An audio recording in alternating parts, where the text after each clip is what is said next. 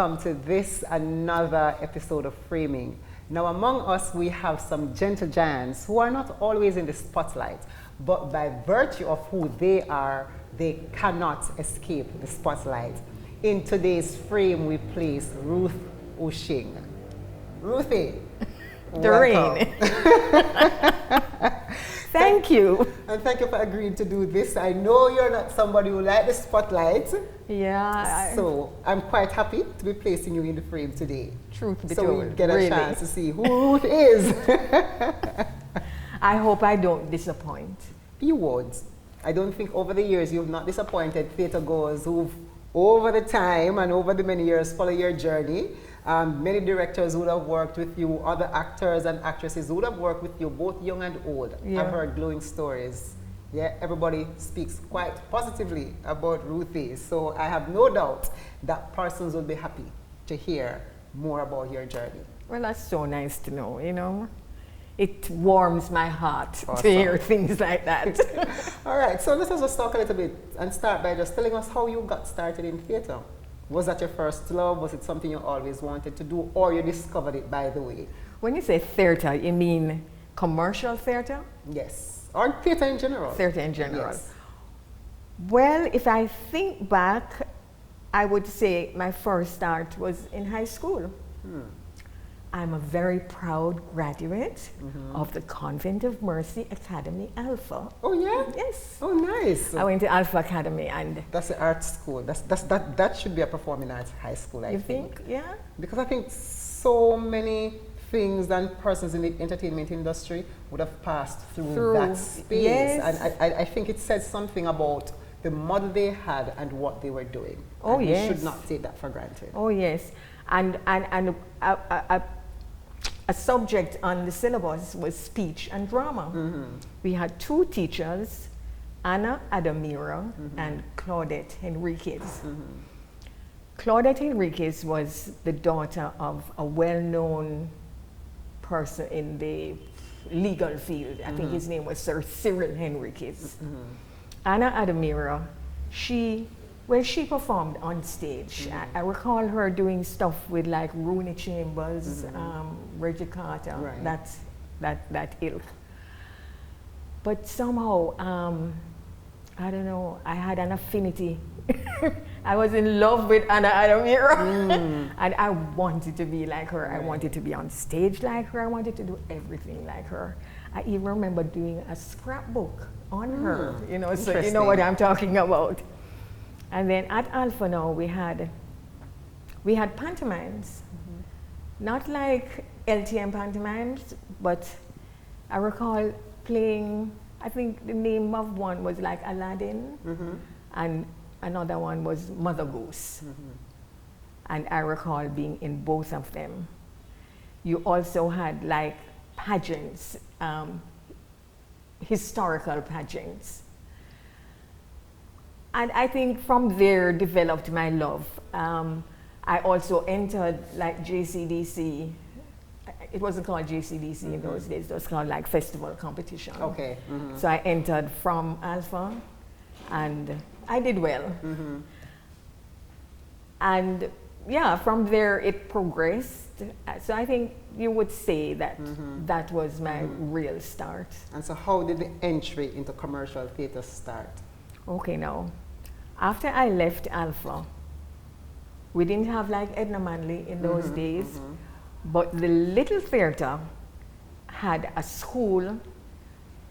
It was in the evenings after you leave work. Yes, yes. So we had people like Oliver Samuels, Faye Ellington, Michael Everett, Yes. myself, That Valerie. was during the time when they had pantomime here and persons, they used to have the evening school for persons who were part of pantomime, or it was just No, evening it school? was, I think it was long before that. Ah. So pantomime used to be at the ward at that time. But this was like a 1-year course. Yes. It was crammed. I mean, we learned everything within that year. But it was good because you got a taste of everything. Right. And tutors were great, like Tom Cross, Maurice Harty, Wycliffe Bennett. And at the end of it, there was a student production done by Wycliffe Bennett, and our production was called A Servant of Two Masters. And it was an Italian author, Carlo Goldoni, and we learned from the masters. But as I say, for the year, we really got a taste of everything, but all jammed into 1 year. Right. And we went after school, and then after that now, they decided that everybody who graduated would be included in the next national pantomime. Ah. And I think that pantomime was Music Boy. So we all were in Music Boy. So that is our entry into right. Because I think that stage even school is what eventually became the School of Drama. Yes. That was a precursor. Yes, for that space until they eventually moved to where they are now in Edna Manley College. It was a nice little group though, and we still are friends with each other. Oliver Faye, we're still friends. Some have passed on. Very close-knit. Yeah. Very close-knit. But that's good. And I think that's one of the power of theatre, that a lot of people don't understand what it does for you when you work together in a creative space and how it creates a certain kind of longevity in the friendships and the relationships. Oh, yes. I mean, you're a prime example of how, young Faye, peace na pod, young Oliver, peace na pod, that kind of thing. And even if we are not together for a long time, you just pick up where you left off. Yes, it's just one of those friendships that feeds itself on its own. That's nice. All right, so let us talk about your sojourn. As I said in my introduction, persons talk well of you. So, for me, I see that as you being one of the darlings of the theatre. There are others like Leonie who would have just transitioned. May her soul rest in peace. But you're one of the darlings in the theatre. And so, how do you think your own approach to your work would have allowed you to become that person where so many persons really want to work with you and enjoy working with you? I think it's all a matter of just staying true to who you are. I really don't have the personality of a diva, so I blend in very well. The prima donna. With everybody. And we spend so much time together, so we know each other. Maylin and I have worked so many times, and we always share a dressing room. So, she knows everything about me. I know everything about her. Yeah, Maylin has mega respect for you. She always say that she loves you so much. She's always saying that about you. She speaks glowingly of you. So that I can attest to, having worked with you all myself in the same space. And even when newer actors and actresses are brought into the picture, I try to to go down to talk to them. Like a friend, not as somebody. Right. Not as a veteran. You make it easy, because I can say that because when I just joined Buzz Dawkins' production, Ruth was very open. She embraced me in the space. Ruth gave me a little token. I got so excited. I did? She was like, yes, you gave me a nice little lip gloss and some other little something in a nice little box. So, it was very open, always have good word of advice, and I've always heard Tess was the same thing about, you always giving word of advice and stuff like that. Damien and Sabrina, they would have all said the same thing. Yeah, I really like to encourage, people in the field, and try to go to their production, see what they're doing, If I don't agree with certain things, I will say to them, not in any derogatory way. But I like to mentor them, and to see when they flourish, oh my God, really. You see, feels good. That's one of the things that make you such a giant, an unsung giant, a giant that we don't talk about a lot. But those are the things I think people need whenever they go into a space and an industry that is new, and an industry that's difficult. And that's true. Because I have seen the difficulty in other camps, so to speak. And so, speaking of difficulty, what were some of the challenges, if any, that you think you'd have encountered, or any main one, and how you handled that?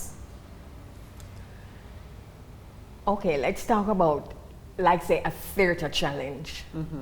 Like, say, a role that I've been given, and I don't see what the end is going to look like. There was this particular play that Basil wrote called For Better or Worse.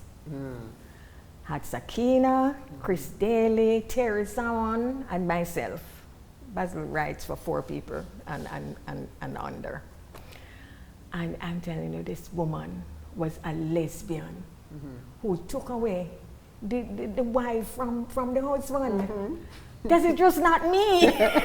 Nothing in that character speaks of Ruth. Right. How am I going to navigate this role? I looked at somebody. I said, let me start from the outside. What is just not Ruth, not the lesbian and not the taken away from, or both? Both of them. Okay. You know, so I said, I saw this lady and I said, that's the hairstyle I think that lady would wear. People watch. A cut off me hair low, you know. It looked so weird. I'd never gone that low. And I work from inside out. So you pretend, or you know, you get into the role. You don't know about lesbianism, but I mean, you watch movies, you watch whatever, you read, so you can determine what to do. And I just got into the role, and I remember right on this stage, Basil, like about 2 nights before, Basil just walking past and saying, "Okay, Shing, you got it." I tell you, but that helped me for opening night, you know, to know that, you know. You needed that validation. Yes. And I remember people who were lesbians now meeting me after the show and said, hello, where you know all them things from? But that was very fulfilling. That role was really, well, I'm happy. That's one of the challenges, and it's always good to give roles counter to personalities, especially for you to stretch yourself a little bit. And those are 2 things that really, as I said, they are not you, really, you know. So that's good. Yeah. But Ruth, you are what Jamaicans call from the privilege in terms of what the profile is: brown skin, you know, lighter skin. What Jamaicans call pretty hair, or that kind of Indian Chinese kind of look. And then the name, Shing, very chin Chinese related, as Jamaicans would call it. Would stick up in. Yes. I was born in Hannahtown in a shop environment, Chinese parents, mother is half Chinese, half black, father is full. So you know where I'm coming from. It's Hannahtown. You know, Marcia Griffiths come from Hannahtown. All these people come from Hannahtown. So I know that culture. So I really not, even though on the outside it might appear that's what I am, on the inside that's not what I am. Yeah, but you see, others looking on don't see that because they don't know that. What they see is somebody who fits that profile that says, you know what, that's the elitist, and maybe that's how Feta became successful for her, you know? Well, you know, I think I was helped in any way. I don't think so, no. But I was fortunate in having someone like a Basil Dawkins, for whom I have done no less than 16 productions. What? Yes. That's a lot. And Basil would write for me, you know? Yes. So I was fortunate in that regard. There were times, I don't know, maybe the role, depending, like with Mailing now, you play mother and daughter. Another thing, play a lawyer, where it didn't matter. If you were Chinese, if you were white, if you were black, whatever, it really did not matter. But as I say, I was fortunate in that regard. All right, so you're basically one of the other persons then who shatters that myth. To say, you know, that's just a myth. It's but not at the same time, I remember Leonie, God rest her soul. She used to say to me, Ruth, you are so good. And you know, if you were black, you would have gotten so many more roles. Really? Yes, I remember her saying it to me. That's a complete different perspective. Yeah. And in contrast, because I remember speaking with Mr. Dawkins, there's something he always says about, you know, if you're black and you come from country and your father don't have a name, you know, it's hard for you. So you are now, you now would have experienced something different from what you would have experienced, because you're now saying that you were often told if you were darker. I wanted to be black, you know. I go to beach every weekend just to get tan. Really? Yes. That's the other I had side of the afro when I was at JBC. I really wanted to be black. Yeah, you wanted that complexion. I wanted Angela Davis look, that kind of thing. So I think what this is telling us is that even in theater, sometimes color is an issue, or or has its place, then, so to speak, may not be a major issue for some, but it has its place, clearly, All right, but what would you consider to be your most memorable, outside of the difficulty in the role or the challenge in the role? What would you consider to be one of your most memorable moments in the theater, whether it's positive or it's negative? I think I've had a lot of memorable moments. Before I go into which I think is the most memorable, I remember being in a production called The King of the Hill. It was written by Joey Clark. I don't know if you know him. Yeah, I know Joey. He's since died. And it was based on the biblical story of King David and the wife and the concubine and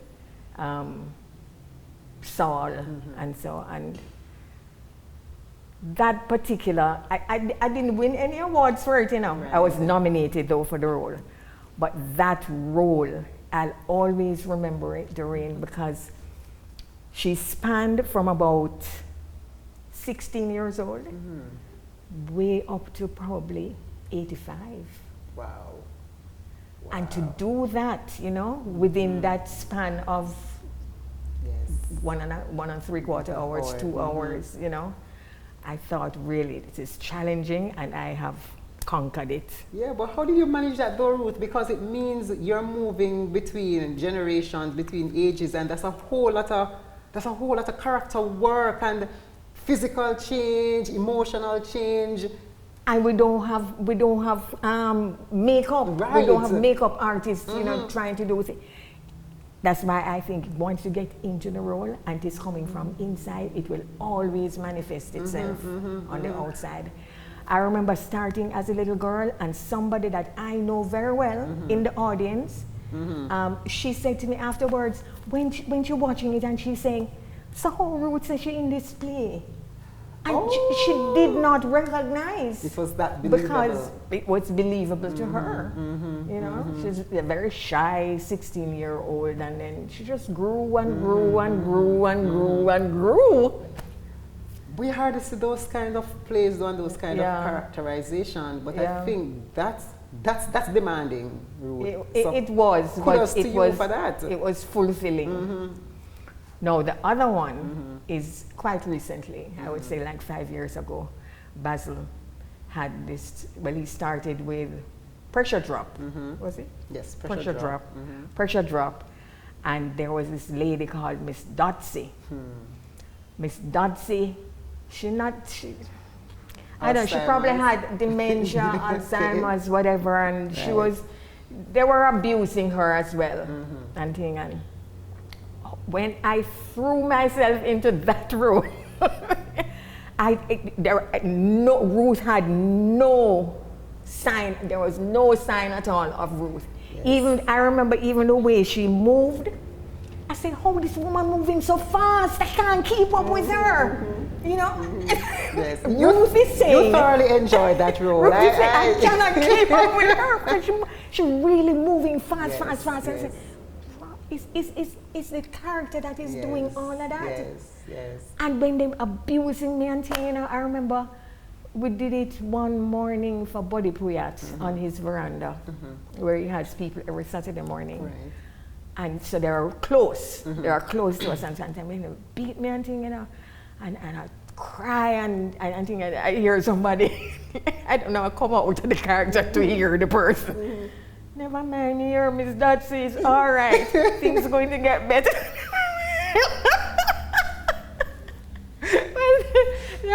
I enjoyed it because I could do no wrong in that role. anything I did was right. It was It a was that solid kind of role. Yes, I saw it. It was really a solid role, and I could tell that you thoroughly I enjoyed it. her. And when he did the second thing, I said, oh God, I get to play her again. I wish he could have brought back a third. Well, who knows? You can make a request. I mean, Mr. Dawkins is always known for touching certain serious issues in a way that's also comedic. And who knows?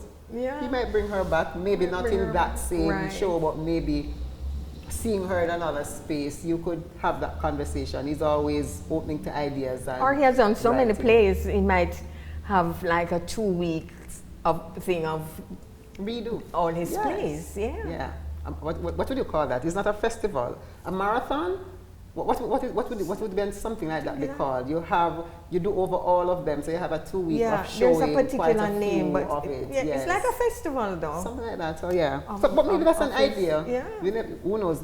Mr. Dawkins, if you're watching, Ruthie is giving you an idea. So hear what? Yeah. Consider it and take it because she wants to bring back Miss Dotsy. Miss Dotsy. All right. I want Miss Dotsy. That's the role that you also won the award, Best Actress Award for. Yes, I did. For the second, the first one was Pressure was it? Yes. And then Mass Mat Comes to Town. So I won that award for Mass Mat Comes to Town. Kudos to you, Ruthie. What are some challenges, though, you think, as a female? Do you think it's a difficult journey for females more than the males? In theater? Do you think you have that gender disparity? I don't think so. At all? Not in Jamaica. I don't think. I think we're pretty on par, and the females have really come into their own. Yes. Not only on stage, but behind the scenes, directing, stage managing, everything. Yeah, females have held their own. Right. Yeah. Right. So you think it's somewhat of a level playing field then? In so Jamaica. To speak. In Jamaica. It might not be overseas, but I think in Jamaica, we're doing pretty well in that regard. Nice. Look at you men, kudos to you men, giving women the space to grow and own their own and doing what it is that they do while you're also supporting them on this journey. So big up on yourself, all of the man them, big up on yourself. Yeah, them really support us though, Yes. in theater, I think. I agree. Yeah, the men. I completely agree with you. Because they recognize. Yes. Yeah. They recognize our talent. So they might as well, if you can't beat them, join them. Join them. Right. That's good. All right, so you've done quite a number of shows, from the comedy to the tragedy, just a range of work that you would have done. Is there anything in theater that you think you would like to do that you've not yet done, and why haven't you done it, if there's that one thing? I have not done a two-hander. And I don't know if it's too late to do a two-hander because it's a lot of work and a lot of lines and so forth. But maybe before I depart this earth, maybe that is one of the things that I would like to do. I don't think I could take on a solo performance. I don't think I'm a solo person. Or you're not open to it. I think you have the goods. Doreen, yes. I mean, I think so. I don't know if it's lazy or lazy, but I don't know. Two-handed. No, solo. You won. Mr. Dawkins, all the writers out there, Ruth wants to do a two-hander. I have to always call Mr. Dawkins now because he listens. He listens. And who knows, there are other young persons who are also writing. They too might catch on to the two-hander kind of thing. Who knows, they might just reach for you. Yeah, who to tell? I know, maybe I might write it too. Who knows? That would be good. Because you're known to deliver the goods. Well, I try. And I learned from those who would have gone before, including yourself. So kudos for that. But when Ruth is not in the theater and doing all things theater, so if you're not on stage or you're supporting somebody theater, what is she doing? What is Ruth doing? Not much, to be truthful, because I don't have like husband to think about or children to think about. So it's all centered around me. So I Nice just, scene. yeah, can you believe it? It is priceless. So I just do things that interest me, one, fulfill me also, you know, like little gardening. I love to play computer games. Really? Yeah. Oh, nice. It relaxes me. That's how I look at it, you know. Sometimes you might think it's a waste of time, but I think it helps me. And it helps my mind as well. You know, when you're doing these crossword puzzles and things, I think it helps me. Basically, I'm boring. It's sound away the road. I don't really like to go out so much. The traveling thing, no, you don't have the money to travel. Oh, yes. So I find my own entertainment. And you stay with your computer games and your And I just make my own peace. entertainment and feel good, and I'm fine.